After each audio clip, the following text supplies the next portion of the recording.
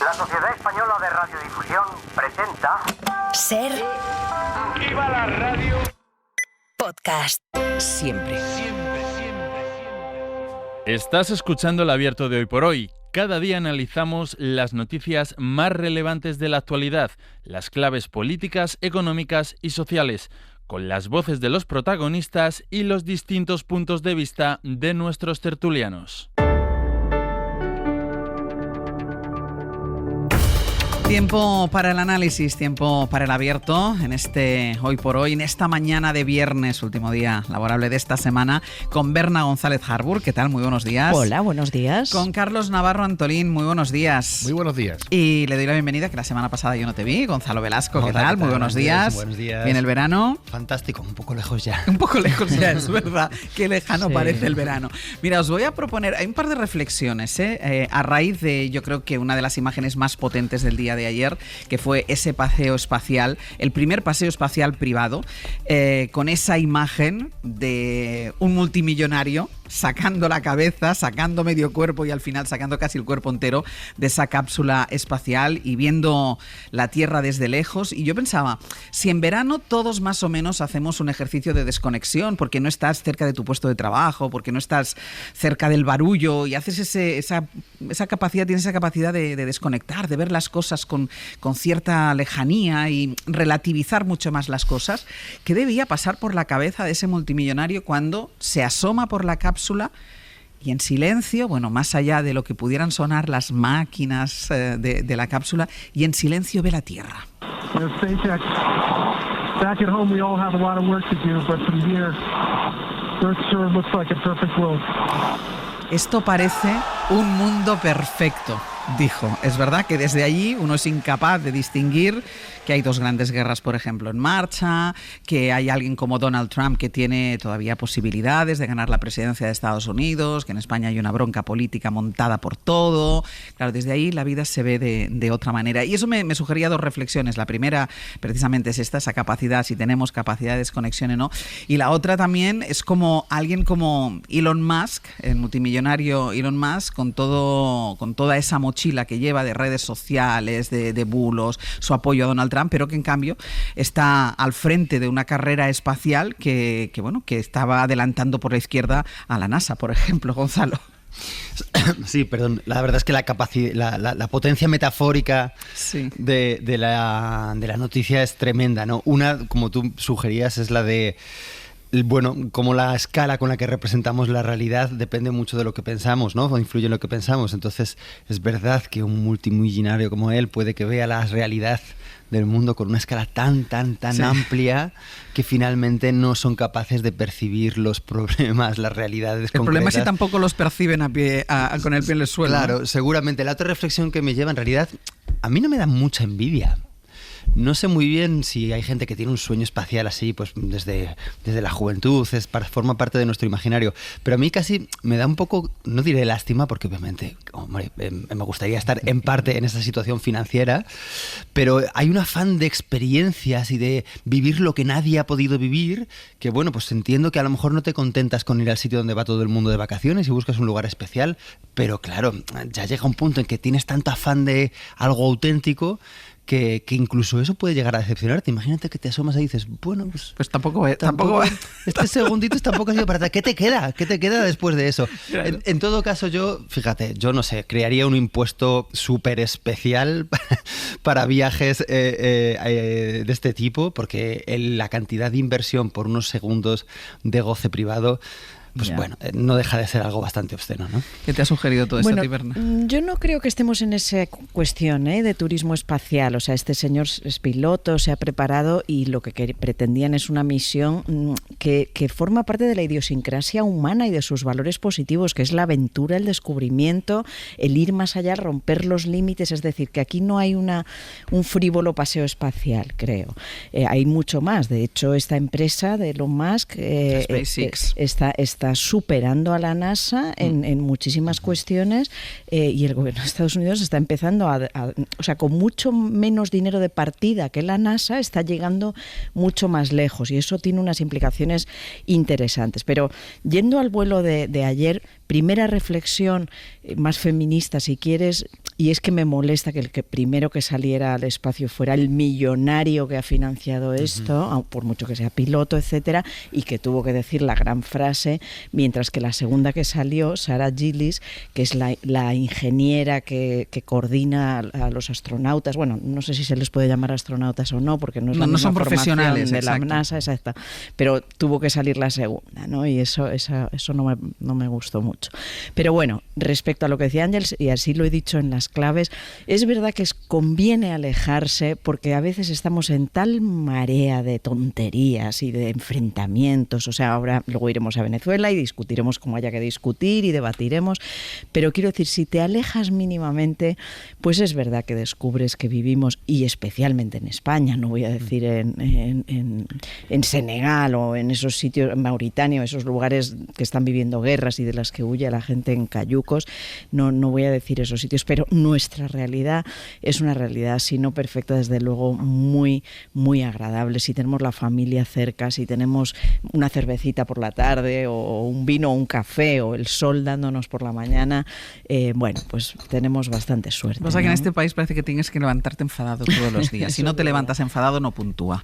Carlos. Estoy de acuerdo que la felicidad al final está en cosas sencillas, como esa cerveza y ese sol. Totalmente de acuerdo, ¿no? Yo al ver la noticia, de lo primero que me he acordado, tengo que reconocerlo, de ese concepto de turismo de experiencia, porque ahora hay que tener en todo experiencia, no conocimiento, experiencia. Desde que uno va a un restaurante hasta un paseo por el espacio.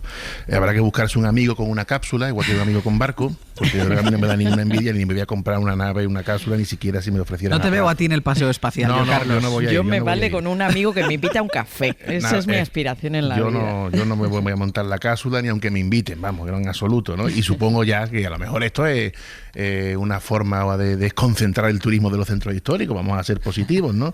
Que el mundo le parece perfecto a este señor visto desde muy lejos, bueno, pues solo pasó a aquel que hizo un retablo en la iglesia, un retablo malamente hecho, y le dijeron, oiga, se ha dejado usted ahí por arriba, y dice, no se preocupe usted que a ciertas alturas las pisadas de bueyes parecen molduras. Claro, cuando más nos alejamos, pues ganamos, pues bueno, pues esa parte positiva que nos llevamos, ¿no? Pues venga, después de analizada la imagen, que es verdad que era impresionante, y además como fue una imagen retransmitida en directo por la televisión, se pudo ver perfectamente. Comentada esta imagen, vamos a poner los pies en tierra y vamos con la crisis diplomática entre Venezuela y España.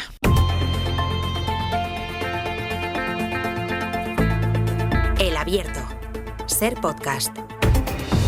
En El Abierto, Berna González Harbour, Carlos Navarro Antolín y Gonzalo Velasco. Vamos al lío, y el lío es la crisis diplomática entre España y Venezuela, que ha subido un grado más esta madrugada. Ya no solo estamos hablando de cruces de declaraciones políticas, ni de parlamentos, ni de decisiones parlamentarias pidiendo a los gobiernos que tomen medidas más drásticas. Esta madrugada, el gobierno de Venezuela ha llamado a consultas a su embajadora aquí en Madrid y además ha convocado a Caracas, a la sede del Ministerio de Exteriores, a nuestro embajador, al embajador español ahí en Caracas, Pablo Morán. Hola de nuevo. Hola de nuevo, Ángels. El argumento, la excusa que da Venezuela, que da el gobierno de Venezuela ante esta decisión, esta llamada a los embajadores, son unas declaraciones de la ministra de Defensa, Margarita Robles, que ayer habló del gobierno de Nicolás Maduro en la presentación de un libro, era como una dictadura. El Parlamento de Venezuela, a su vez, sigue adelante con esa petición al gobierno para que rompa relaciones con España. Claro, ante estos dos movimientos, la pregunta, Pablo, es en qué punto nos deja la escalada de la tensión diplomática esta madrugada. ¿Cuál es la dimensión ahora mismo de esta crisis? Bueno, pues hasta ahora esta crisis no pasaba de la escalada verbal a la que venimos asistiendo desde ayer, después de esa petición del Congreso de España para reconocer la victoria de Edmundo González, pero el régimen chavista ha decidido esta madrugada dar un paso más y que esa escalada verbal derive en una crisis diplomática, porque la convocatoria o la llamada a consultas de un embajador son herramientas de queja diplomática que reflejan un deterioro de las relaciones entre dos países, pero que a priori no acarrean más efectos que la retirada temporal del embajador del país que se queja, en este caso Venezuela.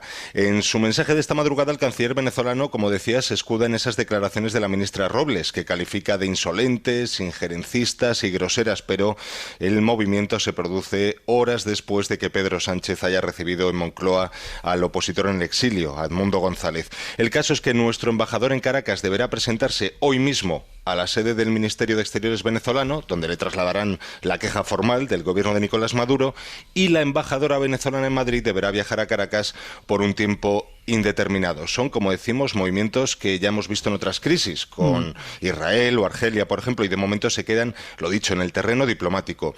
¿Qué responde España? Bueno, pues ya tenemos una primera reacción, Ángeles. Las fuentes oficiales consultadas por la SER afirman que lo ocurrido esta noche es una decisión soberana de Venezuela que Exteriores no va a comentar. Es más, esas fuentes reiteran el interés del gobierno en trabajar por mantener la relación entre el pueblo de Venezuela y el pueblo español, lo que refleja, desde luego, el nulo interés del gobierno por escalar en esta crisis que, como decimos, esta madrugada ha pasado del terreno meramente verbal a algo más serio, que es una crisis diplomática. Gracias, Pablo. A ti, hasta luego. Digamos que todo se desata porque incluso hay unas declaraciones previas de Nicolás Maduro. Cuando Edmundo González Urrutia llega a España y pide asilo político, hay unas declaraciones de Maduro sin un tono conciliador, bueno, pues diciendo, pues me parece muy bien que le vaya bien. Hasta ahí no se había desatado ninguna crisis. Todo estalla de alguna manera cuando el Congreso de los Diputados aprueba esa proposición no de ley del Partido Popular para pedir al gobierno de Pedro Sánchez que reconozca a González Urrutia como el presidente electo de Venezuela. Bueno, pues una iniciativa similar quiere sacar adelante el Partido Popular en el Senado, pero David Junquera, hola. Hola. Para el PP, de todas formas, esto no es suficiente. O sea, no solo quiere que el Senado también le pida al presidente del gobierno que reconozca a Edmundo González Urrutia como presidente electo de Venezuela, sino que le pide al gobierno que lleve a Nicolás Maduro, que lleve al presidente venezolano hasta el Tribunal Penal Internacional. El PP, que está satisfecho con lo que ocurrió en el Congreso y todo el revuelo que se ha montado, y le pide a sus senadores tocar la misma canción otra vez, un bis que, como cuentas, Ángeles, es todavía algo más duro que el anterior, porque en el Senado los populares no necesitan ni a Vox ni al PNV, ya que disfrutan de mayoría absoluta y, bueno, pues han decidido apretar un poco más. El nuevo texto incluye un quinto punto. Insta, como el otro, a que el gobierno reconozca a González Urrutia como ganador de los comicios venezolanos y exija a Maduro una transición ordenada y el fin de la represión. Pero además reclama que Moncloa, llegado el caso, se posicione a favor de sanciones específicas contra los dirigentes del régimen chavista y a que acuda a la Fiscalía del Tribunal Penal Internacional para que dicte una orden de detención contra Maduro y los cargos más importantes de su gobierno. Desde Génova, fuentes populares le quitan hierro a los últimos movimientos de Caracas y vuelven a equiparar a Sánchez y a Maduro, asegurando que coinciden en dos cosas: en que ninguno ha ganado las elecciones y en que ambos se enfurruñan cuando las decisiones de un país extranjero pues no les gustan. Junquera, gracias. A vosotros. Nos decía Pablo que la llamada a consultas de los dos embajadores, tanto del embajador español allí como de la embajadora venezolana aquí en Madrid, que va de camino hacia su país o que saldrá en las próximas horas hacia su país, eran un punto más, ¿no? Que ya no solo era una escalada verbal, pero en cualquier caso todo se enmarca en una hipérbole y en una sobreactuación. Esta noche escuchábamos a uno de los hombres fuertes del chavismo, además rescatado hace muy poco por Nicolás Maduro, a Diosdado Cabello. ¿Qué carajo tiene que ver el Reino de España, el Congreso de España, con los asuntos internos de Venezuela? Nos creen colonia y ellos se creen imperio. De aquí los echamos hace 300 años y los vamos a volver a echar cada vez que intenten meterse en los asuntos internos de Venezuela. Bueno, insistir en algo de lo que venimos hablando todos estos días, que la postura de España, la postura del presidente del gobierno, que ayer recibió en Moncloa, es verdad que con un perfil bajo al candidato opositor, Edmundo González Urrutia, pero la postura de España es la postura de la Unión Europea, la exigencia de la presentación de las actas para el reconocimiento de Edmundo González Urrutia como presidente electo de Venezuela, y esto todavía Europa considera que no se ha producido. Es verdad que este debate que tenemos ahora mismo aquí en España, la semana que viene, y a iniciativa del Partido Popular, se traslada hasta el Parlamento Europeo. El Partido Popular, Berna, pretende que el gobierno rompa esta postura común o encabece el cambio de esta postura común, y aquí se desata todo, porque hay que tener en cuenta que es verdad que la ministra dice, o sea, no tenemos el sonido, pero que dicen que la ministra dijo en la presentación de ese libro que era una dictadura, pero entiendo que también le molesta, pues bueno, por ejemplo, la imagen de Edmundo González Urrutia paseando por los jardines de Moncloa. Claro, vamos a ver, yo no tengo ninguna duda de que el régimen de Maduro es dictatorial, es que no tengo ninguna duda. O sea, hay cientos, si no miles, han pasado por las cárceles, miles de opositores y cientos de opositores en las cárceles por ser eso, opositores. Hay millones que han huido en una diáspora que viene dada por la asfixia política y económica. y Maduro no ha ganado las elecciones. O sea, no tenemos ninguna duda porque no lo ha demostrado que las haya ganado, porque han abierto una causa a la Fiscalía allí contra Edmundo González por exhibir las actas que tenía la oposición que se muestran haberlas ganado, y bueno, pues porque todo es un régimen dictatorial que ha ido derivando y que ha ido deteriorándose, si cabe, cada vez más. Entonces, este movimiento actual, bueno, pues yo creo que es un alarido desde la debilidad. Tal vez me equivoque, pero creo que es apelar al populismo, apelar al colonialismo, al rechazo al colonialismo de España. O sea, es un mensaje muy viejo de rescatar viejos fantasmas que no existen para unir a su gente, a callar cualquier intento de oposición y bueno, y generar un estrambote que creo que no merece ninguna seriedad, ninguna consideración de seriedad. Bueno, por supuesto hay que considerarlo, pero quiero decir, ¿qué va a pasar la semana que viene si el Parlamento Europeo reconoce la victoria de Edmundo González, como ha hecho aquí el Congreso español? ¿Va a romper con toda Europa? Recordemos algo que diferencia esto de las anteriores crisis, especialmente del fiasco de Guaidó. Esta vez Brasil, México, sí, Colombia, Perú, es decir, países poco sospechosos de izquierdas, con gobiernos de izquierda salidos de las urnas, le están diciendo a Maduro, de supuesta izquierda, pero ya no salido de las urnas, hasta aquí. ¿Que esto pueda provocar un cambio? Es dudoso, yo soy muy escéptica porque este régimen está absolutamente enraizado y lo copa todo. Pero quiero decir, hay una novedad y es un consenso internacional mucho mayor en el que creo que es más eficiente trabajar y con la idea de lograr esa presión suficiente para que cambien las cosas. Carlos. Efectivamente, un consenso internacional cada vez mayor y veremos a ver cómo acaba la votación prevista en el Parlamento Europeo, ¿no? Y a mí no me extrañaría que hubiera muchos ciudadanos españoles confundidos ya con todo lo que está pasando en los últimos 3 días, ¿no? El otro día sí, la Cámara Baja vota por mayoría reconocer a Edmundo como presidente electo de Venezuela. Al día siguiente por la mañana nos desayunamos con el paseo del presidente del gobierno con Edmundo, que se le ha dado asilo por los jardines de la Moncloa. Por la tarde leemos muchísimos análisis muy respetables de que es importante tener cautela y prudencia, no repetir el error de reconocer a Guaidó, que ya ocurrió, para no dinamitar una posible vía diplomática y una vía pacífica de salida del conflicto. Pero después por la noche una ministra, bueno, pues dice las cosas que hay que decir, que Venezuela es una dictadura, ¿no? En un auditorio en el que, por cierto, estaba Felipe González, según las crónicas, ¿no? Inmediatamente nos retiran al embajador, ¿no? Pues entonces yo creo que esto, por una frivolidad, todo esto es para el primer paso, y después, por cierto, nosotros hemos retirado al embajador definitivamente de Argentina, sí, por la andanada del botarate de Milei. Sí, después vendría la definitiva. Esto llama a la consulta. Que no es poco, ¿no? Pero que nosotros en Argentina retiramos al embajador ya con carácter definitivo a la embajadora por la andanada del botarate de Milei, ¿no? Entonces, al final, pues te presta confusión, o alguien está jugando a todas las cartas. O alguien está jugando a todas las cartas. ¿Qué es con lo que hay que quedarse? Bueno, pues yo me quedaría con los hechos probados. Las actas no se han enseñado. Señores, ¿qué más queremos? Y en Venezuela hay represión, claro que sí, hay persecución. La prudencia, siempre aconsejable, no puede conducir a la tibieza. Y la cautela, también recomendable, no puede conducir nunca a la equidistancia. Mucho cuidado y mucha precaución. Decíamos, voy contigo, Gonzalo, pero que una buena excusa que ha utilizado el gobierno de Venezuela para llamar a consultas a las embajadoras son estas declaraciones que hacía referencia ahora Carlos, de la ministra de Defensa Margarita Robles, ayer en la presentación de un libro calificando o llamando dictadura al régimen de Nicolás Maduro. La última semana mía de vacaciones, la última semana que Sastre hizo el programa, estuvo con Álvarez y le preguntó directamente. Álvarez evitó, en aquel momento, el ministro de Exteriores evitó calificar de dictadura al gobierno de Nicolás Maduro. Hoy está, o si no ha terminado la entrevista, debe estar a punto, está en Radio Nacional de España. Le han vuelto a preguntar y ha vuelto a evitar el ministro de Exteriores calificar de dictadura al régimen de Nicolás Maduro, pero ha reaccionado o ha dado la opinión del gobierno español sobre esta llamada a consultas de los embajadores. Mire, convocar a un embajador, yo lo he hecho en varias ocasiones, y llamar a consultas son decisiones soberanas de cada Estado y por lo tanto no hay nada que comentar. Lo que sí le puedo decir es que nosotros trabajamos para tener las mejores relaciones posibles con el pueblo hermano de Venezuela. Tenemos relaciones absolutamente fraternales que van mucho más allá que las que podamos tener con cualquier otro grupo de países en el mundo. Gonzalo.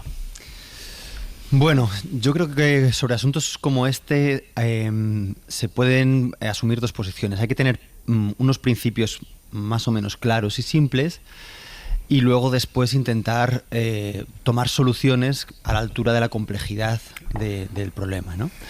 Y no siempre es así. Por ejemplo, yo creo que el Partido Popular tiene claros los principios. Venezuela no es un Estado de Derecho, no es una democracia, pero sus soluciones son extremadamente simplistas. Vamos al Parlamento, reconocemos, antes incluso de que se publiquen las actas, que es lo que estamos demandando, al candidato opositor como presidente, y ya está. Lo hacen seguramente porque no están pensando tanto en el pueblo venezolano, como dicen, sino en la clave interna, ¿no? Es verdad que hay un cierto sector de la izquierda que tradicionalmente lo ha hecho al revés, ha complejizado los principios y luego ha tenido soluciones como muy simplistas. Complejizar los principios, ¿por qué? Porque, bueno, sí, Venezuela no es del todo una democracia, pero claro, es que el imperialismo, pero es que la organización económica mundial, pero es que la represión internacional, etcétera, etcétera. Y luego han tomado una posición tibia respecto al asunto. No es la posición del gobierno. Creo que es lo que el Partido Popular intenta que pensemos de la posición del gobierno, pero no es la posición del gobierno. Creo que el gobierno tiene una posición relativamente clara, incluso si el ministro Álvarez no es explícito. De Venezuela no es un Estado democrático, no es un Estado de Derecho. Hay represión, no hay elecciones claras, y eso creo que ya es evidente y está claro. Pero la solución es compleja. Y eso hay que admitirlo. Y hacer un ruido de fanfarrias aprobando una resolución en el Parlamento no sirve más que para llevar un asunto internacional a la interna, para generar una serie de disputas internas y para que la propia Venezuela, como acabamos de ver en las declaraciones, pues se puedan hacer declaraciones que utilizan esa afrenta internacional para fortalecer su posición en el interior. Entonces yo creo que hay una impaciencia de la acción en este tipo de gesticulación del Partido Popular, y lo que hay que hacer es esperar a tener un frente común y a coordinarlo con las distintas acciones de presión comercial y de otro tipo. Esta última crisis diplomática y la amenaza de ruptura de relaciones comerciales creo que no es una amenaza real para nadie, es más un gesto de Venezuela, de nuevo, para en un momento absolutamente crítico, como decía Berna, es de absoluta debilidad, intentar cimentar de alguna manera y a tapar las grietas de lo que se está pasando en el interior. Pero Gonzalo, es una impaciencia de la acción, que tú lo has calificado así, que me parece muy buena definición, una impaciencia de la acción, pero sobre todo motivada por la oposición, por la táctica política, es decir, por la oposición a todo lo que haga el gobierno de Pedro Sánchez, porque al final Pedro Sánchez lo que ha hecho es recibir al candidato opositor, ofrecerle asilo, o sea, pues bueno, los pasos normales, y además enmarcar su decisión en el marco de la posición común de Europa. ¿Y por qué es lógico? Porque aunque hay sobradas evidencias para pensar y creer que Edmundo González ganó las elecciones, el paso, el gesto que se ha hecho es: queremos que las actas se publiquen para tener esa certificación. En cierta manera, reconocerle como presidente, pese a las evidencias, antes de que se haya conocido todo el proceso transparente, implica un juego de yo creo esto, tú crees esto. O sea, contradice la propia demanda de publicar las actas. Entonces, yo creo que es un gesto meramente a la interna, y que tiene también otro juego simbólico, otro juego de asociaciones, que es asociar a Zapatero, que es la clave, un clave en todo esto, esta internalización, esta nacionalización del problema, con una postura como la que tiene a modo clásico Podemos, ¿no? Podemos es ambiguo, como Zapatero no se está pronunciando. Ambiguo no. Ha apoyado claramente la victoria de Maduro. Bueno, Zapatero está con deben tener con superpoderes.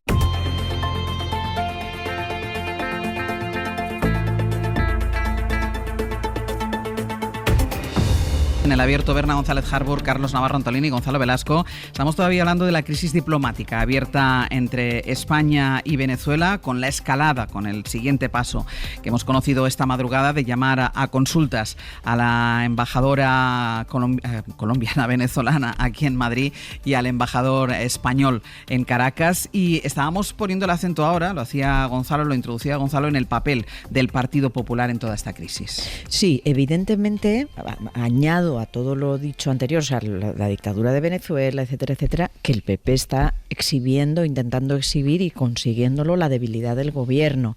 Y eso es legítimo, quiero decir que es legítimo, es el partido con más votos en el Congreso, ha logrado el apoyo del PNV y de algunos otros partidos que alguna otra vez se alinean con el Partido Socialista, pero esta vez no, y bueno, ha hecho esto por apoyo al pueblo venezolano. Bueno, pues eso es lo dudoso, ¿no? Lo dudoso es que lo hace más, creo, con esa intención de exhibir las debilidades del gobierno de Pedro Sánchez que de aportar algo a la solución del asunto venezolano, porque realmente ya hemos probado, ya hemos estado en ese camino, que fue Guaidó, y que sin ser estrictamente lo mismo, porque aquel era presidente del Parlamento de Venezuela y ha ganado virtualmente unas elecciones de las que Maduro no enseña las actas, siendo esos puntos de partida diferentes, pues aquello fracasó a pesar de las decenas de países, incluido España, que se vieron, digamos,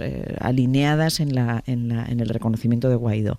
Fracasó porque no se puede gobernar un país desde fuera, no se puede cambiar un país desde fuera. Todos los intentos de hacerlo, también las sanciones, fracasan.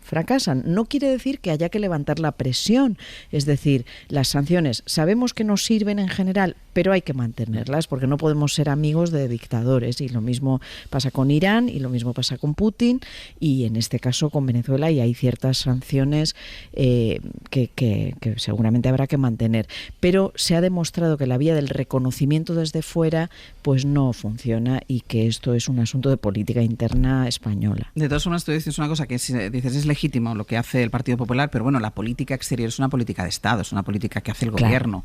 Claro, sí, es legítimo. Pero... Sí, es legítimo, pero efectivamente es meterse en política interna, es exhibir las debilidades del Parlamento, del gobierno español. Carlos. Sí. Claro, la política exterior debería ser una política de Estado, ¿no? La seguridad nacional, los asuntos de defensa, la jefatura del Estado, pero es que aquí hace ya unos años que los puentes de comunicación fluidos que siempre había, ¿no?, entre los dos grandes dirigentes de los partidos, tuvieran uno u otro en la posición en el gobierno, están dinamitados, ¿no?, como se han dinamitado muchas costumbres y usos en la política española, que llevamos 5 años viendo que se ha normalizado la ruptura de muchos usos que eran buenos, ¿no?, de comunicación, incluso de liturgias parlamentarias, pero en fin, por desgracia no es así. Yo creo que el Partido Popular, más que evidenciar la debilidad del gobierno, evidencia las contradicciones y la tibieza del gobierno. El gobierno ya de por sí es débil, como estamos viendo, ¿no?, pero está dispuesto a pagar el precio que sea con tal de mantenerse en el poder. La posición del PP en este caso ya ha sido, se puede estar de acuerdo o no, pero ha sido nítida, ¿no? Empezó ya por llevar a Álvarez en pleno agosto a comparecer al Senado, y bueno, y ahora también esperemos que el presidente Zapatero, pues comparezca en la Comisión de Asuntos Exteriores y a ver qué nos explica de su posición, yo creo que más que tibia, oscura. Una opinión muy personal. Carlos, yo también quiero subrayar que el PP, para todo esto, que he dicho que el fin es legítimo, está utilizando exageraciones y bulos para mí imperdonables. Es decir, el Partido Popular está acusando al gobierno de ser amigo de genocidas socialistas, está acusando al gobierno de ser gobierno bolivariano. Sí, comparó, de hecho, ayer hubo unas declaraciones de alguien del Partido Popular que no recuerdo, que comparaba, decía que era lo mismo, el régimen de Maduro y el gobierno de Pedro Sánchez. Claro, lenguaje inflamado, ¿verdad? Del debate político de los dos lados. La Cámara Baja ha sido clara. La Cámara Baja ha sido clara, el Senado va a ser claro. Y por eso he dicho que es legítimo, pero lo que creo que no es legítimo es mentir. Y el Partido Popular está mintiendo. Tellado lo está haciendo todos los días. Quiero decir, el gobierno no es amigo no es un gobierno bolivariano y no es amigo de genocidas socialistas. Y sin embargo, esto es lo que está diciendo el Partido Popular, y por eso nos encontramos con la gran paradoja, que hoy yo lo decía en las claves: si aterrizara un marciano aquí no entendería cómo Venezuela quiere romper con España, porque está acogiendo a Edmundo González, porque la está llamando dictadura, en palabras de Margarita Robles, porque el Congreso, en un acto legítimo de nuestros poderes democráticos establecidos en la Constitución, ha reconocido la victoria de Edmundo González. O sea, esas son cosas que están pasando en España. Y resulta que el Partido Popular, y que por eso Venezuela aparentemente quiere romper con España, y resulta que para el Partido Popular España sigue siendo amiga de bolivarianos. Pero ¿en qué quedamos? ¿No ves que es todo mentira? Claro, yo no utilizaría ese término de oscuridad porque parece aludir a que ahí puede haber asociaciones, amistades y filiaciones y lealtades que desconocemos, ¿no? Y creo que no debemos jugar a esa idea de las alusiones y hacer acusaciones implícitas que pueden dar que pensar y crear bulos, ¿no? Yo creo que la postura del gobierno está alineada con la de la Comisión Europea, que básicamente está en un proceso de generar una presión desde el no reconocimiento de los resultados. Y eso es bastante claro. Eso es bastante claro. Esa gesticulación interna que ha hecho el Parlamento, primero, no es política internacional, no tiene ningún efecto real sobre lo que pueda estar pasando. Lo que tiene un efecto real son acciones complejas que tienen que ver con, primero, una presión consensuada, es de Europa, sobre todo, como decía Berna, con esos actores latinoamericanos con los que el gobierno además tiene una buena relación, y dar una serie de pasos que pueden encaminar a una influencia que nunca puede ser una injerencia en un Estado que, pese a sus modos no democráticos, no deja de ser soberano. Las relaciones internacionales son siempre hipócritas, Nosotros somos amigos comerciales de muchos dictadores, y esto es así, y de muchas dictaduras, pero hay que saber distinguir las dos batallas, y esto en un mundo ideal no debería ser así, pero en la realidad es así. Hay que distinguir la batalla de la economía, del comercio, de la democracia. Y es que esto es así. Mantenemos relaciones comerciales con estados dictatoriales que violan los derechos humanos, pero no podemos decir que somos amigos de esos estados dictatoriales. Y por lo tanto creo que se está en ese camino. Bueno, se mantiene esa relación en la medida en que la hay. Tampoco es especialmente significativa, por cierto, la relación comercial. Básicamente en Venezuela lo que es una fuga de capitales brutal hacia España. Y desde luego, y a nivel de, digamos, político, institucional, se va minando la relación con ellos hasta que veremos qué se puede hacer, ¿no? Pero realmente hay que tener esa paciencia de la acción, que de otro modo, si no, se convierte en una gesticulación simbólica dirigida solamente a hacer asociaciones internas, a categorizar al rival político, etcétera, etcétera, ¿no? Entonces yo insisto, el gobierno no está en la posición de ser ambiguo con Venezuela. Tiene muy claro cuál es esa posición. Yo creo que más o menos eso es definido. Niega que es un Estado de Derecho y que los resultados, que la victoria de Maduro sea legítima. Y yo creo que eso es lo que hay que tener claro, ¿no? De hecho, simplemente recordar otra cosa, que creo que esta exageración de Maduro en este caso, si es que vivimos entre exageraciones entre por hipérboles parte constantes. Sí, constantes, ¿no? Recordemos que también se dirige contra la diáspora. Es decir, en Venezuela muchísimo dinero importante para las familias viene de las remesas de todos los millones de venezolanos que están fuera.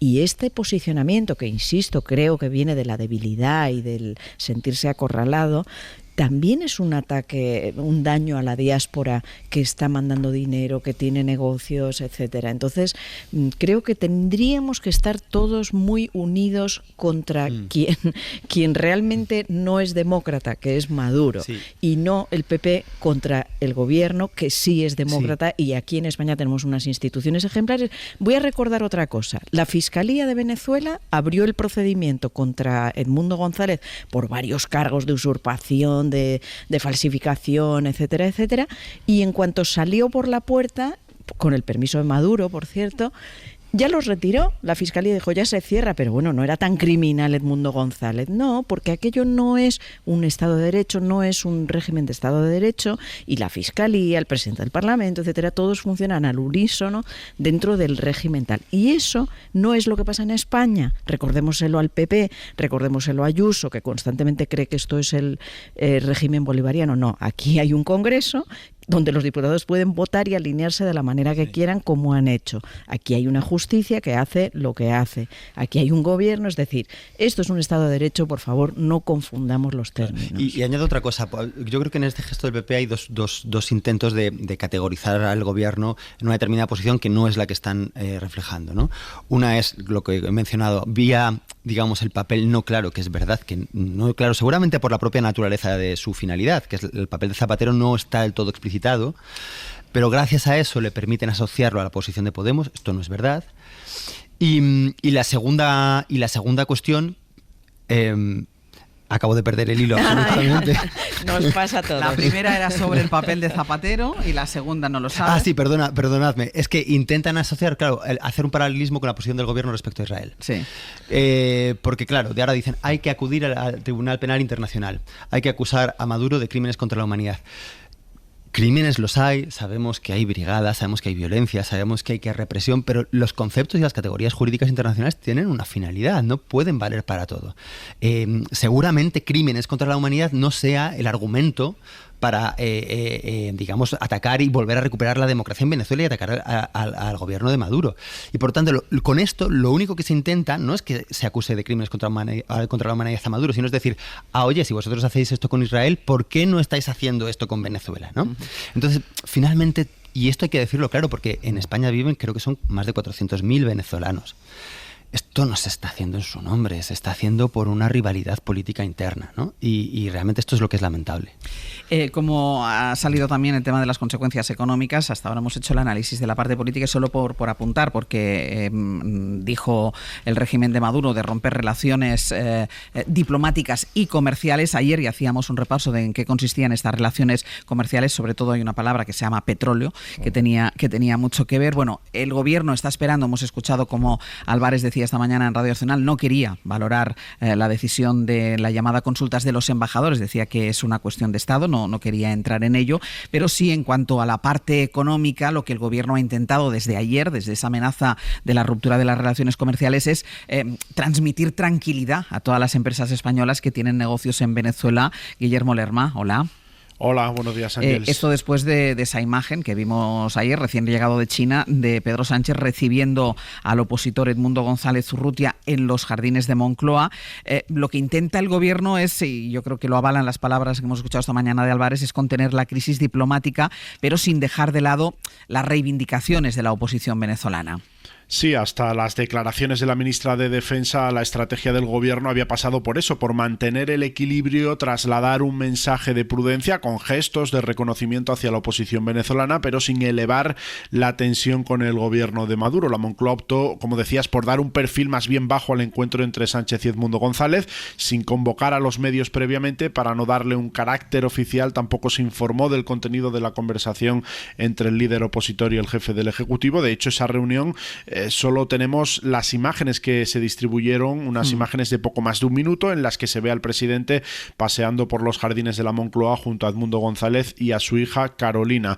Hasta ese mensaje del Ministerio de Exteriores venezolanos, lo que trasladaba la Moncloa era también un mensaje de tranquilidad, recordando que las relaciones internacionales no las dirigía la Asamblea venezolana, sino el gobierno, así que lo que ha ocurrido en las últimas horas supone una escalada. Ayer todos los ministros se esforzaron por trasladar un mensaje de tranquilidad a la población y a las empresas con intereses en ese país. Lo hacían, por ejemplo, Pilar Alegría o la vicepresidenta María Jesús Montero. Yo traslado que la embajada en Venezuela está trabajando con absoluta normalidad. El interés nuestro va a ser siempre trabajar para mantener las mejores relaciones con el pueblo venezolano, no como otros que se sirven del pueblo venezolano y de los venezolanos para atacar al gobierno de España. Los intereses comerciales de España y el interés de nuestras empresas están a salvo, así que mantendremos la vía diplomática.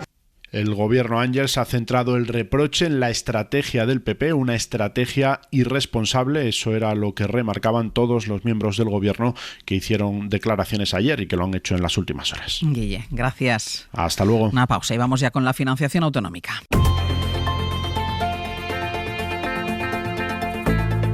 El Abierto. Ser Podcast. En El Abierto, Berna González Harbour, Carlos Navarro Antolín y Gonzalo Velasco.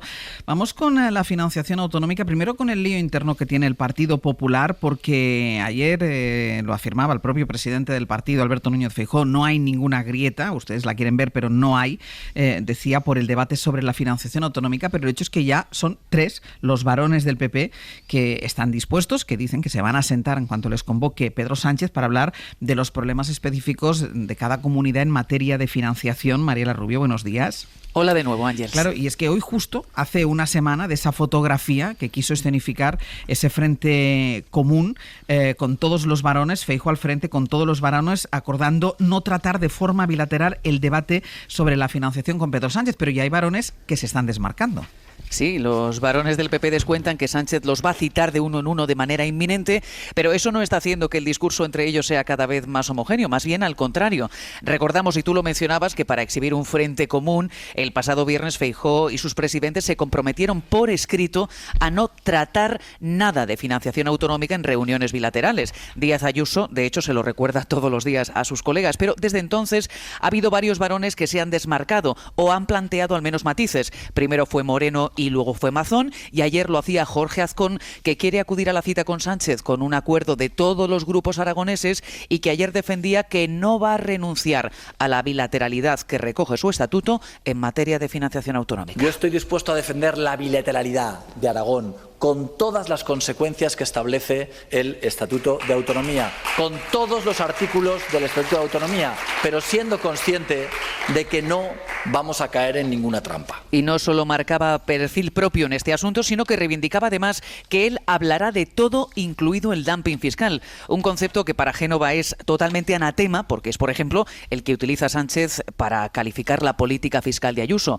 Azcón, no obstante, defendía que Aragón debe abordar este asunto porque puede sufrirlo por parte de Cataluña. Por eso no vamos a dejar de hablar de absolutamente de nada, ni siquiera del dumping fiscal, porque la realidad a la que nos enfrentamos es que si ese acuerdo entre el Partido Socialista y Esquerra Republicana se convierte en realidad, el peor dumping fiscal ahora nos lo pueden hacer desde Cataluña. Aunque Azcón ponía el acento en Cataluña, se terminaba separando del documento firmado entre Feijóo y el resto de varones el pasado viernes, que recoge textualmente, Ángels, que todos defenderán el blindaje de la autonomía fiscal de las comunidades autónomas para poder bajar impuestos. Mariela, gracias. A vosotros. Suena fuerte, ¿eh? Un varón del Partido Popular pronunciando dumping fiscal. Carlos, poco ha durado la unidad. Se escenificó en esa fotografía desde el primer momento, desde antes de que se pusieran todos de acuerdo y se fotografiaran ante esa Moncloa falsa. Había ya Isabel Díaz Ayuso iba diciendo no se puede ir por libre, no se puede ir por libre. Ahí parecía que todos habían cerrado un acuerdo, pero se han ido desmarcando del acuerdo, y el más claro yo creo que ha sido el presidente de Aragón, que ha pronunciado la palabra, además del dumping fiscal, bilateralidad. Bueno, yo quiero pensar que el acuerdo era que que Feijóo lo que aboga porque no se rubriquen acuerdos de forma bilateral en este asunto tan delicado como ha hecho el gobierno con RC en Cataluña, sino multilaterales. Eso no quita. Es evidente que los presidentes de las comunidades autónomas, todos, absolutamente todos, deben acudir y dialogar con el presidente del gobierno cuando sean llamados, que es, por ejemplo, lo que ha hecho el presidente andaluz. Solo faltaba que no pudieran dialogar de todo, incluso del dumping fiscal. Claro que sí, que en el PP de España hay una serie de sensibilidades distintas de uno u otras formas de proceder, como es obvio que hay entre Ayuso y Moreno, por ejemplo, como la hay en el PSOE, no hace falta que ponga ejemplos ni demos los nombres, pero ¿cómo no van a dialogar? Claro que van a dialogar. El presidente del gobierno llama y el presidente de la comunidad autónoma de turno tiene y debe ir y hablar de todo. Distinto es que el acuerdo de la financiación debe ser multilateral. Pero las entrevistas se tienen que producir, el diálogo institucional se debe producir, es recomendable que se produzca, y es más, están tardando en que se produzca. Gonzalo. Bueno, la verdad es que esto me lleva a reflexionar sobre el modo de gobernar, y el modo de gobernar en minoría como lo es el del actual Ejecutivo, ¿no? Claro, ha habido mucho debate sobre el acuerdo fiscal con Cataluña por la cuestión bilateral. Y claro, idealmente nos gustaría que la cuestión de la financiación en España pues se diseñara de una manera, algunas veces casi podríamos pensar técnica. O sea, no debe ser tan difícil para quien es especialista ver qué comunidades, hacer una hoja de Excel, claro, cómo tiene que ser el reparto, financiadas, y ver cómo se debe compensar, ¿no? Y luego aplicarlo. Claro, lo que pasa es que la democracia a veces es contraria a este método, porque la representación política refleja una serie de preferencias que a veces van por otro lado, ¿no? En este caso en Cataluña la preferencia tiene un tinte también regionalista, nacionalista, lo sabemos, en otras comunidades tiene otro tinte, entonces hay que combinar esas preferencias, ¿no? Claro, ¿qué hace este gobierno? Hace de necesidad virtud, o hace también, me gusta mucho la metáfora del propio gobierno, del gobernalle. Gobierno viene del timón, de las barcas, ¿no? Cuando tú tienes un destino con un barco, a menos que tengas un transatlántico, no vas línea recta, sino que según te llevan las olas vas girando el timón a un lado para otro, y a veces tienes que dar rodeos tremendos para llegar a destino, ¿no? Pues bueno, me da la sensación de que esto puede ser el caso. Cataluña te obliga a cosas que idealmente, en un mundo ideal, no querrías hacer, querrías que todo fuese más coordinado, pero una vez que lo haces, bueno, pues abres la puerta a que la deuda se condone en otras comunidades autónomas, Y abres la puerta a que se genere un debate sobre fiscalidad, sobre dumping fiscal, que refiere fundamentalmente a la Comunidad de Madrid, que realmente crea el caldo de cultivo para que haya una discusión, esta vez sí, multilateral, y seguramente dentro de un tiempo haya una mayor presión para un cambio en el modelo, ¿no?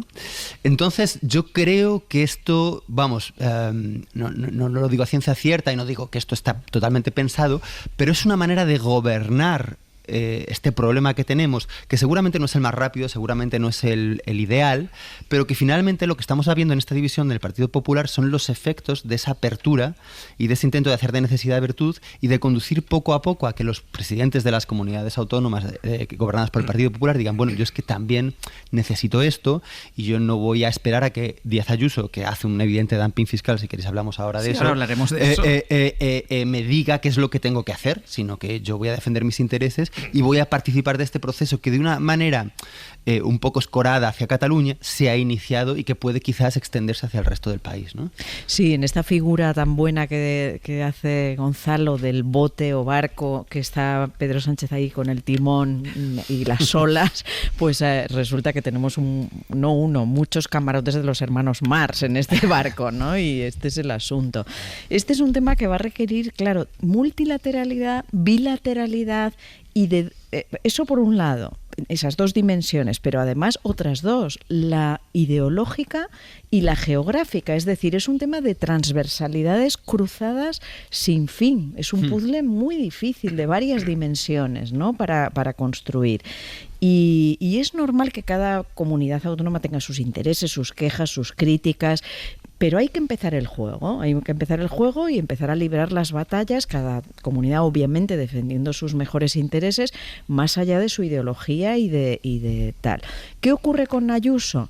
Que antepone la ideología y la lucha contra el gobierno a cualquier otra consideración. A los intereses de los madrileños. Exacto, a cualquier otra consideración. O sea, yo entiendo que García Paje, que el presidente de Asturias, el de Valencia, o sea, todos, más allá de su ideología, nacionalistas, socialistas, populares, hablen, critiquen, luchen por sus intereses. Pero efectivamente lo que no entiendo es que Ayuso pone de antemano la lucha ideológica contra Pedro Sánchez y contra los catalanes. O sea, yo creo que también está entrando en una retórica de odio a Cataluña que me preocupa mucho. O sea, la frase del otro día de que lo que quieren es que seamos mano de obra, es decir, está regando de frases, recurriendo de nuevo a la retórica anticatalana que tanto daño hizo en vísperas del procés y que no es una retórica antiindependentista, es una retórica contra los catalanes y contra Cataluña. Eso me parece muy grave. Si entramos ya en otros asuntos, bueno, el dumping fiscal, claro. Pues vale. no entremos todavía en este asunto porque quiero que nos lo cuenten bien desde nuestros compañeros de Radio Madrid, que ahora iremos a ello. Hablabas de la retórica de Ayuso, que incluso ha incorporado en su retórica algo que que lo llevan tatuado los independentistas, eso de España nos roba. Claro. Es decir, es que muchos de los argumentos de Isabel Díaz Ayuso terminan, no con esta frase exacta, pero la conclusión que uno puede sacar es esta, es que ha incorporado a su retórica las frases de los independentistas catalanes. Voy a hacer una pausa y a la vuelta vamos, porque ayer hubo debate sobre el estado de la región en la Asamblea de Madrid y ahí fue donde Isabel Díaz Ayuso hizo una serie de anuncios de rebajas fiscales, ahondando en el dumping fiscal que hablábamos. En el abierto, Berna González Harbour, Carlos Navarro Antolín y Gonzalo Velasco. Vamos con los anuncios que hizo ayer Isabel Díaz Ayuso. Decíamos que había habido debate sobre el estado de la región y aprovechó este marco, esta oportunidad. Roberto Torija, Radio Madrid, buenos días. ¿Qué tal? Muy buenos días. Aprovechó la ocasión de su intervención para anunciar una nueva bajada de impuestos en la Comunidad de Madrid. Eso a pesar, Torija, de que hace solo unos meses su gobierno dijo que el margen de la comunidad para seguir bajando impuestos era muy estrecho.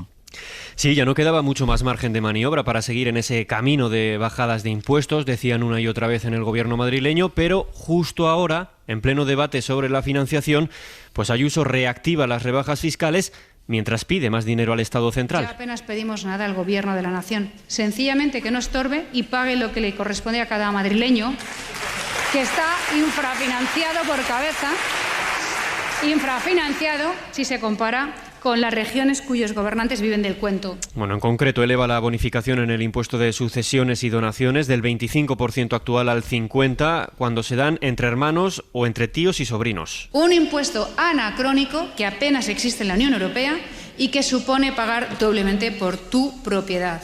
Es un castigo al ahorro. El impacto económico de todas estas rebajas en las arcas autonómicas es de 180 millones de euros. El impacto político tiene dos dimensiones: de puertas para adentro en Madrid. Rebajas fiscales suenan muy bien para el electorado habitual del PP. De puertas para afuera, Ayuso de nuevo consigue contraponer su modelo con el de Pedro Sánchez.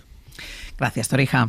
Hasta luego. Esto en Madrid. Quiero también dejar apuntado las últimas declaraciones y los últimos movimientos del presidente andaluz, de Juanma Moreno Bonilla. Radio Sevilla, Diego Suárez, buenos días. Buenos días, Ángel. Porque ahí Bonilla insiste en pedir más recursos al Estado. Ha vuelto a decir que ya no tiene margen para invertir más en educación o sanidad, pero la oposición dice que es mentira. Además, es que le recrimina que no haya aceptado la condonación de la deuda. Sí, el presidente Moreno está haciendo del agravio por el concierto en Cataluña la piedra angular de su acción política. Ayer lo utilizaba ante los rectores al decir que Andalucía pierde cada año esos 1.500 millones y que el acuerdo en Cataluña agravará la situación financiera andaluza, que ya está al límite. Vamos a hacer valer nuestro peso histórico, nuestro peso demográfico y nuestro peso económico para que haya igualdad y suficiencia en el conjunto del sistema financiero en las comunidades autónomas. Moreno abría esa fisura en el PP al anunciar que se reunirá con Pedro Sánchez, pero en la letra pequeña ha negado que vaya a acordar una quita bilateral de la deuda, y esa contradicción es la que está utilizando ahora la oposición. El socialista Juan Espadas le reprocha que diga estar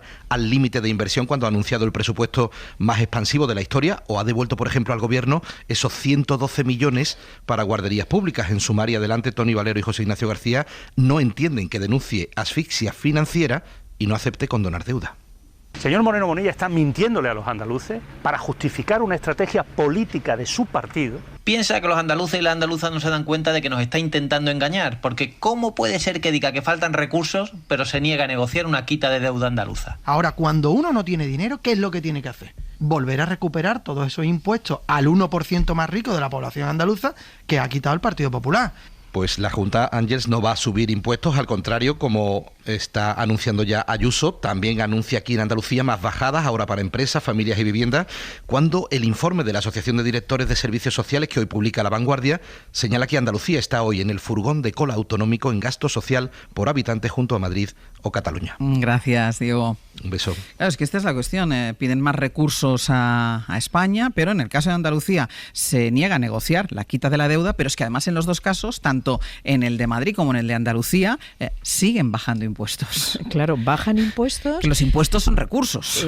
Sí. Deciden bajar impuestos y luego tienen unos gastos menores que la media española. Hoy, efectivamente, La Vanguardia, como citaba el compañero, hace un informe exhaustivo, publica un informe exhaustivo sobre el gasto por habitante en términos sociales, educación, sanidad, otros gastos sociales. Y Madrid está a la cola por habitante. Lo sabíamos, siempre lo ha estado, ha solido estar en la cola. Lo sufrimos en la pandemia. Los médicos que quieren emplearse en la Comunidad de Madrid cobran mucho menos que en otras comunidades y desde luego en profesores, etcétera. Entonces, esto es la realidad. Esto es lo que están votando o estamos votando los madrileños. Sí, es legítimo porque les han votado.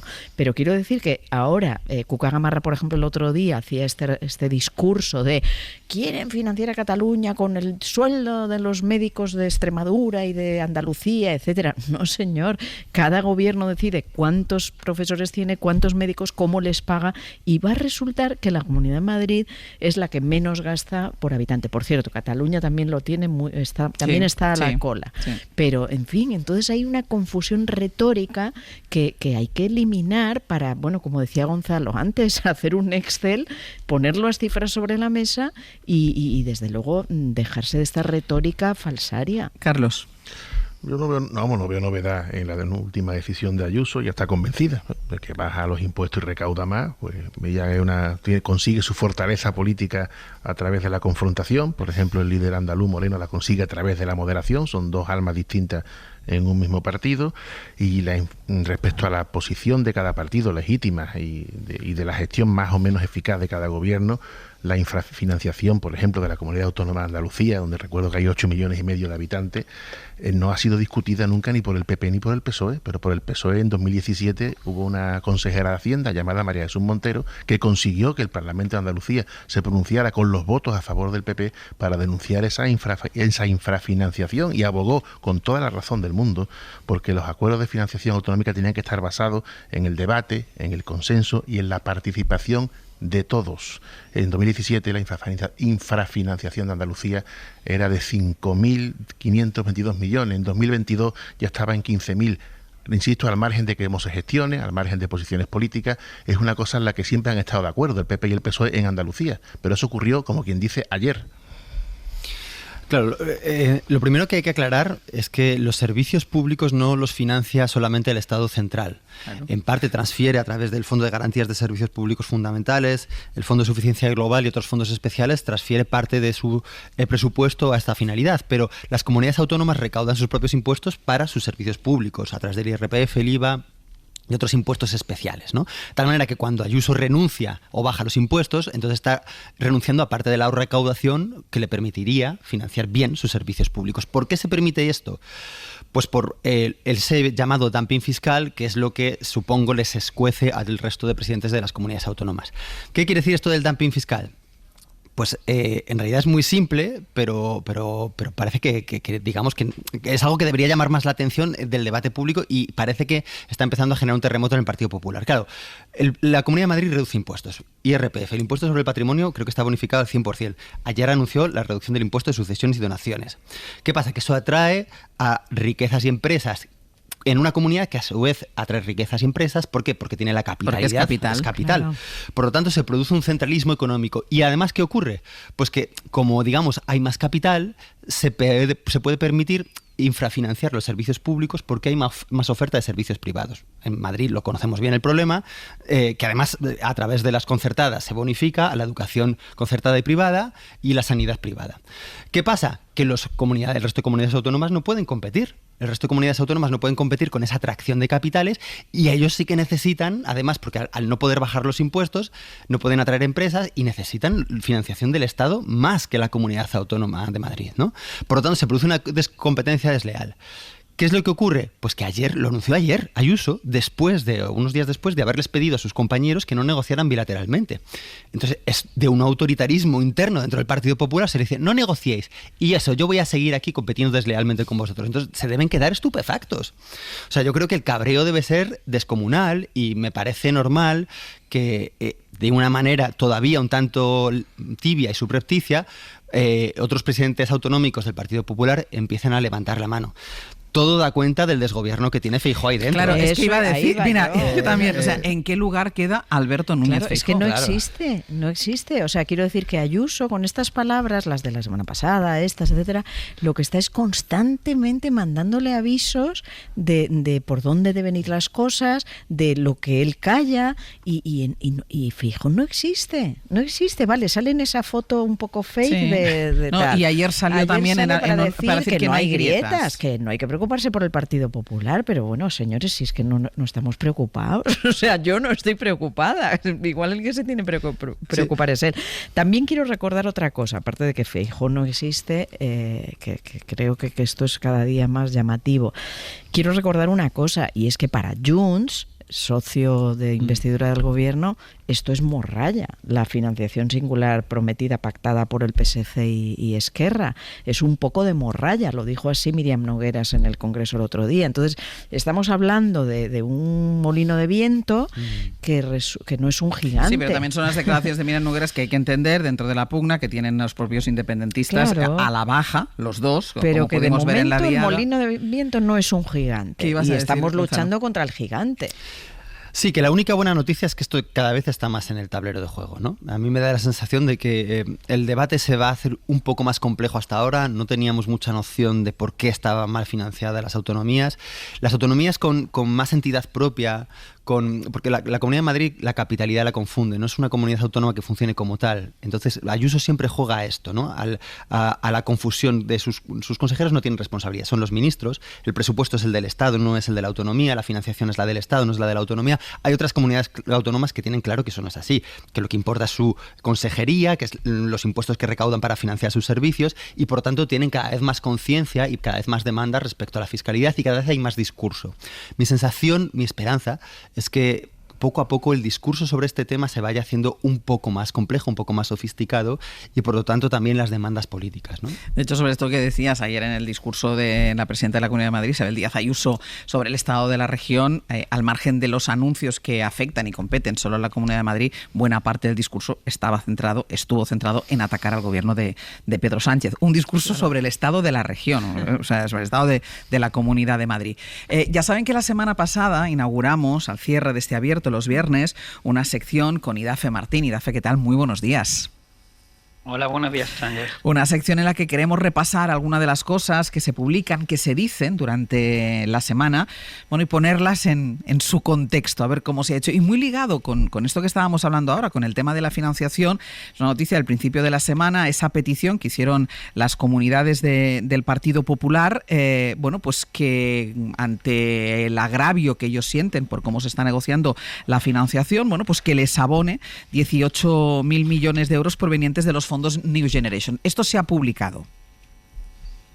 Sí, a principio de semana la inmensa mayoría de los medios publicaron que en la Moncloa de cartón piedra de Feijóo y su presidente autonómico acordaron pedir al gobierno central 18.000 millones de euros de los fondos Next Generation.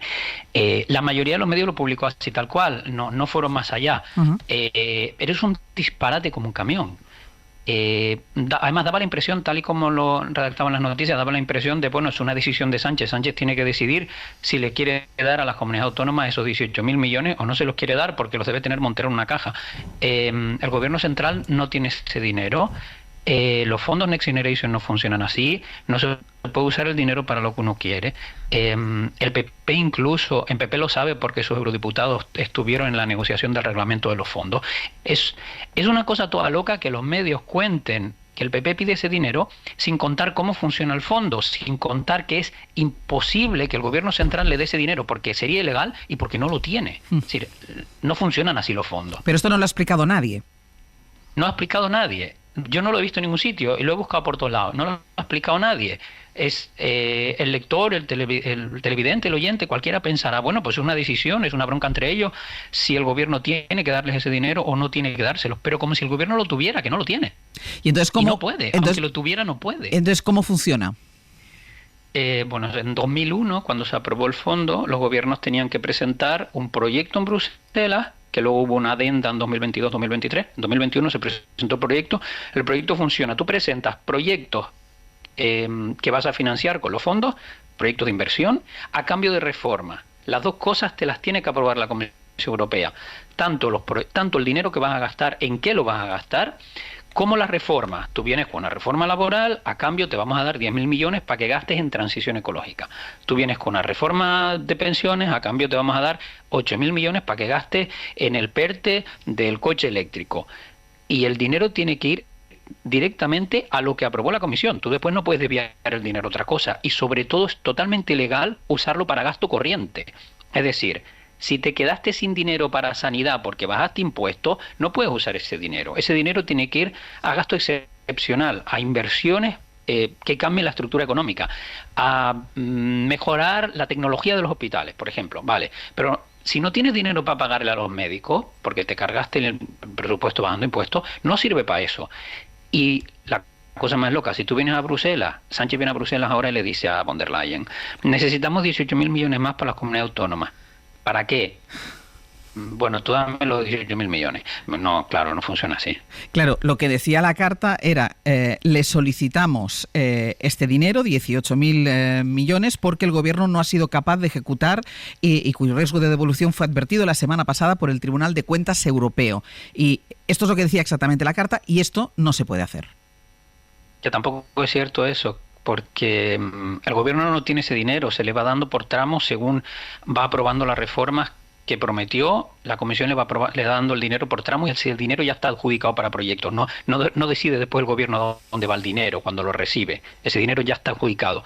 Y el Tribunal de Cuentas Europeo lo que hizo fue un informe sobre los 27 Estados miembros, no sobre España, el informe general, donde se dice que sí, todos los gobiernos están teniendo problemas para ejecutar todos los fondos. Unos van más rápido que otros, básicamente porque unos, España, Italia, han pedido mucho más, van por el cuarto o el quinto tramo, cuando algunos van todavía por el primero.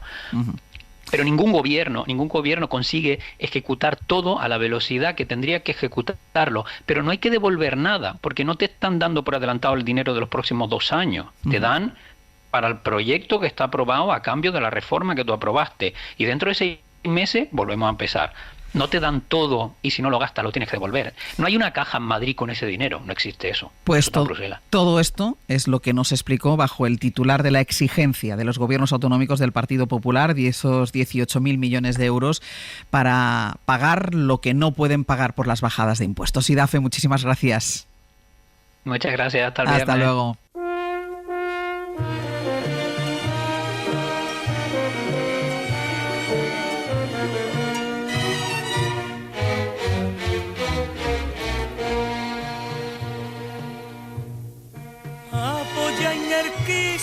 De tu casa un día, mira, va a abrirse en la noche de mayo. Pasaban los hombres. Pepe Rubio, Sergio Castro, buenos días. Buenos días. O sea, para que los oyentes sepan, nos estamos riendo porque están haciendo como una coreografía. No, porque hay un fondillo en la canción hay un fondillo que hace como de enloquecidos. A mí no sé, no lo acabo de ver, pero bueno. Pero lo estabais haciendo. Sí, porque es gracioso al mismo tiempo. No. Venga, contadnos qué vamos a hacer en serio a partir de ahora. Vamos a 85 años atrás en este país, a noviembre de 1939, a la provincia de Alicante. Me encuentro con Sergio Castro y le digo: José Antonio. Presente. José Antonio. Presente. José Antonio. Presente. Eso en esa época impresiona, ¿eh? Impresiona, ¿verdad? No, cuando lees cómo fue aquello o cómo debió ser aquello, impresiona. Impresiona. Da un mucho. poco de miedo. Bueno, pues vamos a hablar, porque viene a la biblioteca Paco Cerdá, que acaba de publicar Presentes en plural. Es una novela que narra aquel viaje con el cuerpo de José Antonio Primo de Rivera entre Alicante y Madrid el noviembre de 1939, 467 kilómetros a hombros, pasando por todos los pueblos y todas las ciudades que hacía meses eran republicanas. De las últimas que cayeron. Las últimas que cayeron, pues fue el gran acto de propaganda del régimen franquista. Mucha gente no lo conoce, pero esto cuenta, y leyendo el libro de Paco Cerdá se te ponen los vellos de punta. Fue impresionante. Bueno, pues ese es el libro que hoy viene a la biblioteca de Antonio Martínez Asensio, y además todos aquellos que los oyentes quieran que estén en esta biblioteca, llamando desde ya al 900-100-800, esos libros que le marcaron en su vida y que quieren que el resto de oyentes de hoy por hoy los lean. Llamen al 900-100-800. 900-100-800 para donar el libro que ustedes quieran a la biblioteca. Por cierto, ¿Qué? No me mires así que me das hoy miedo. 13 de septiembre, 101 años después de la dictadura del padre. Miguel Primo de Rivera, tal día como hoy hace 101 años, puso el golpe de Estado y una nueva dictadura. Pero es que esto estaba previsto. Claro, pues ha venido. Vale, lo que desde está, hace 100 años, ¿verdad? 100 años. Lo que está previsto, historias musicales. Vamos a viajar con Fernando Neira a una historia de una canción, de la canción de Police, Every Breath You Take, de esa historia y también de la historia de su letra. Y luego también vamos a conocer la historia de dos hermanos, de Alex y Víctor Hernández, que componen el dueto Maestro Espada, que saca hoy disco, y les vamos a escuchar y les vamos a tener. Y después auditoría. Berna González Harbour, Carlos Navarro, Antolín Gonzalo Velasco. Hasta la semana que viene. Adiós. Adiós. Buen fin de semana. Para no perderte ningún episodio, síguenos en la aplicación o la web de la SER, Podium Podcast o tu plataforma de audio favorita.